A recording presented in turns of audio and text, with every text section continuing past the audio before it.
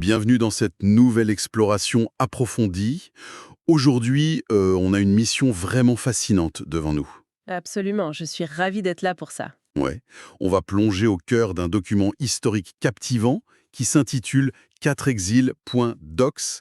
Et l'objectif de notre voyage sonore aujourd'hui, c'est de comprendre comment un peuple antique a réussi l'impensable en fait. C'est ça.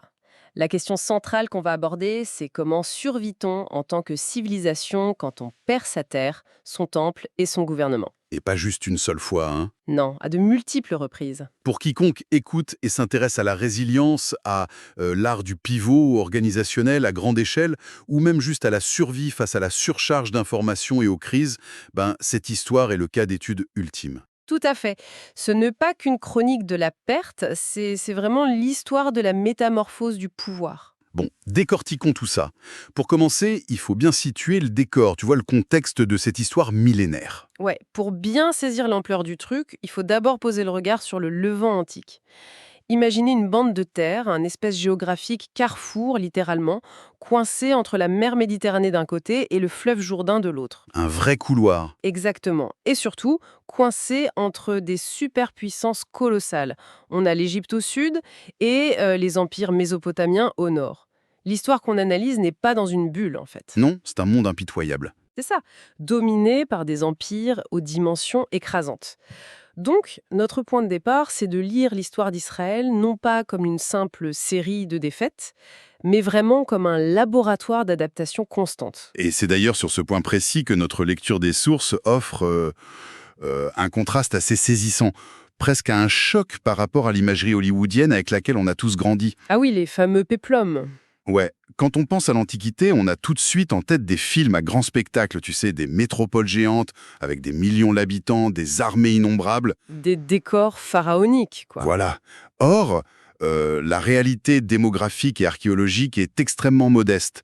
Après l'installation en Canaan, et même après la division du royaume unifié en 922 avant notre ère, Avec Israël au nord, Juda au sud, pour préciser. c'est ça, eh bien, on ne parle pas de mégalopole.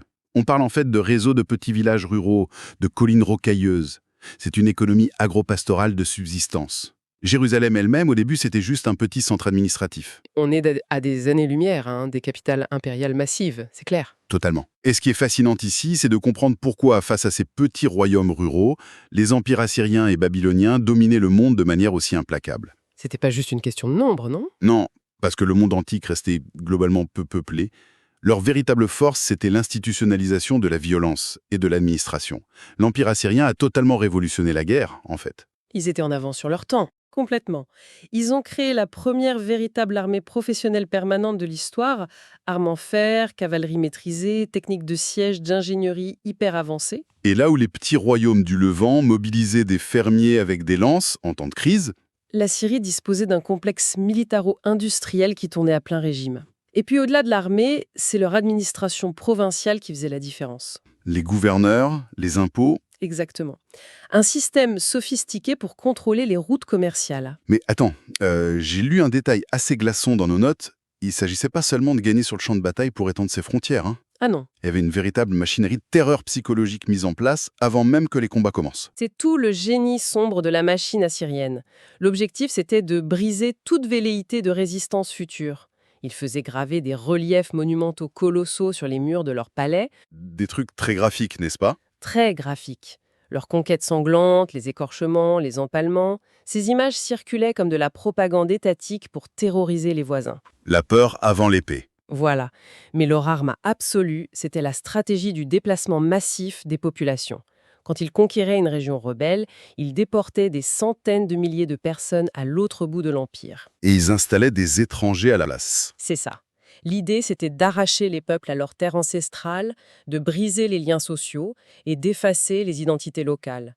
C'est cette mécanique qui provoque la chute de la capitale du Nord, Samarie, vers 722 ou 721 avant notre ère. C'est une méthode d'assimilation forcée, brutale. Et c'est là qu'on arrive au royaume du Sud, Juda, qui survit temporairement, mais finit par subir un sort similaire sous une autre superpuissance. L'empire néo-babylonien. Ils reprennent cette dynamique impériale. Après des années de rébellion, Jérusalem est prise par Babylone. Le premier temple est détruit en 587 ou 586 avant notre ère. L'exil babylonien commence, le premier grand point de bascule. Un traumatisme d'une ampleur inédite, ouais. Et pourtant, il y a une nuance cruciale sur cet exil.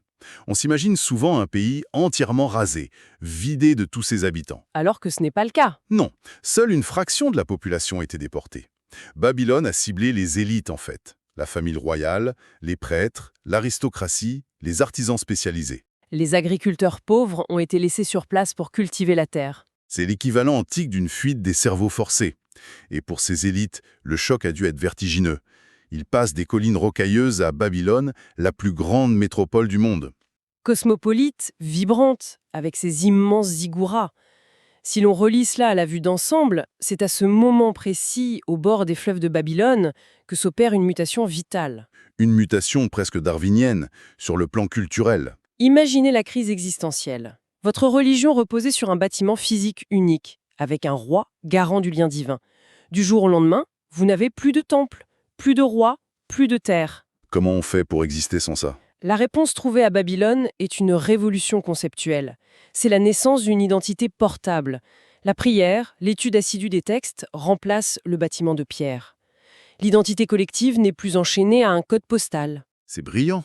C'est comme s'ils avaient anticipé le concept de l'informatique en nuage, le fameux cloud, mais pour la religion. C'est une super métaphore. Au lieu d'avoir un gros ordinateur central, très vulnérable, ils ont numérisé la base de données pour la rendre accessible partout.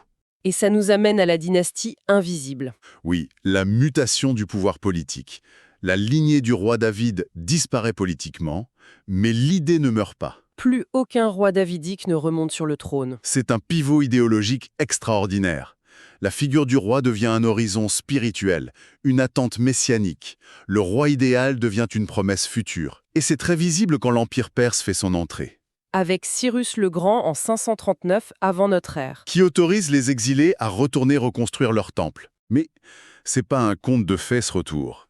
La Judée, devenue Yéhoud, n'est qu'une modeste province perse. Le second temple est reconstruit, mais sans la splendeur du premier. Les anciens en pleuraient de désespoir apparemment. Et politiquement, l'autorité passe officiellement aux prêtres et aux scribes. La souveraineté passe de l'épée à la plume en gros. C'est un réaménagement total de la société qui est toléré par la superpuissance perse. Mais l'histoire du Levant est faite de vagues successives. Et c'est là que ça devient vraiment intéressant. Un nouveau rouleau compresseur arrive. Alexandre le Grand débarque, en 332 avant notre ère. C'est un tsunami culturel grec. Le début de l'ère hellénistique. La langue grecque devient la lingua franca. L'équivalent antique de la mondialisation sauvage, avec des gymnases et des théâtres partout. Et cette mondialisation crée des fractures intenses. Sous la domination séleucide, les tensions religieuses explosent. Ils interdisent les pratiques juives centrales, profanent le temple. Et ça déclenche la révolte des Maccabées, entre 167 et 164 avant notre ère. Des paysans et des prêtres contre une armée impériale géante. Et ils gagnent. Ce qui amène un paradoxe historique incroyable. L'indépendance inattendue? Les Hasmonéens obtiennent l'indépendance, mais créent une crise de légitimité. Selon la tradition, seuls les descendants de David pouvaient être rois et seuls ceux d'Aaron pouvaient être grands prêtres. Or, eux, c'étaient de simples prêtres. C'est comme si le chef du service informatique s'autoproclamait PDG de la boîte. Forcément, ça fait grincer des dents. C'est exactement ça.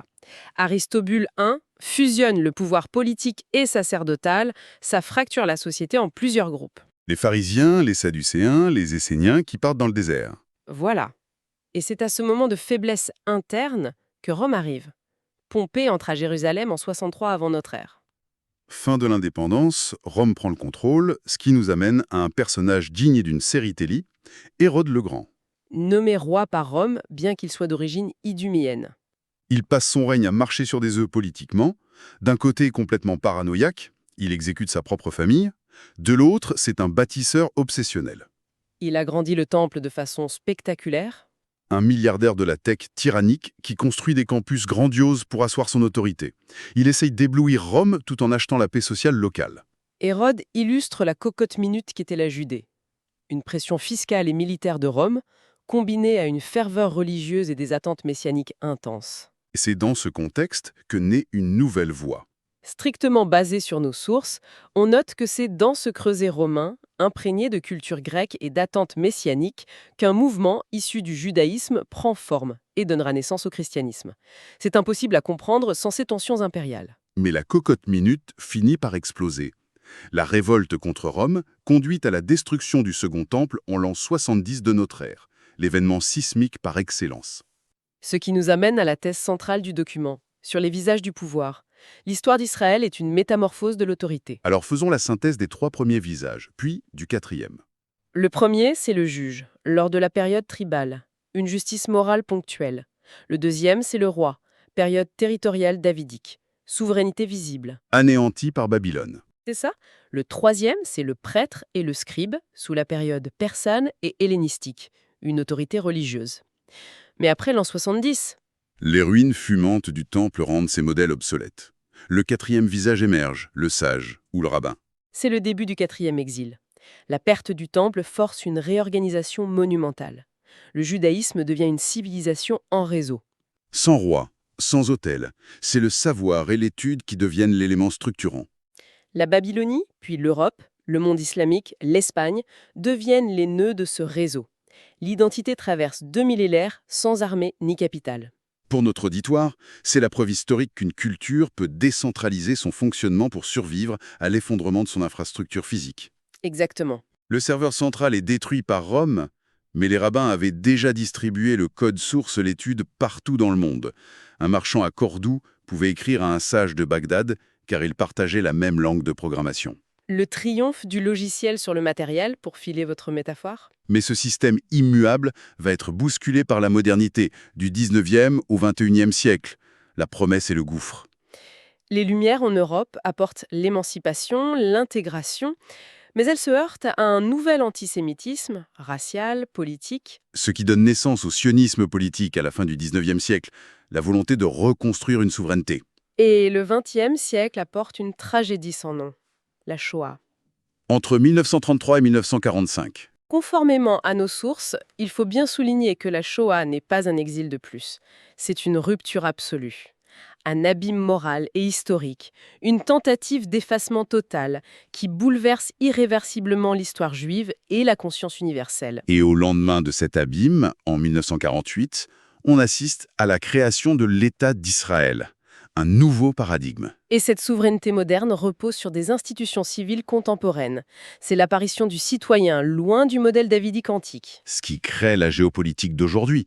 Pour la première fois depuis l'Antiquité, une dualité existe. Un État souverain qui cohabite avec une diaspora mondiale dynamique. 2 centres pour un même peuple. Une configuration totalement inédite. C'est ça.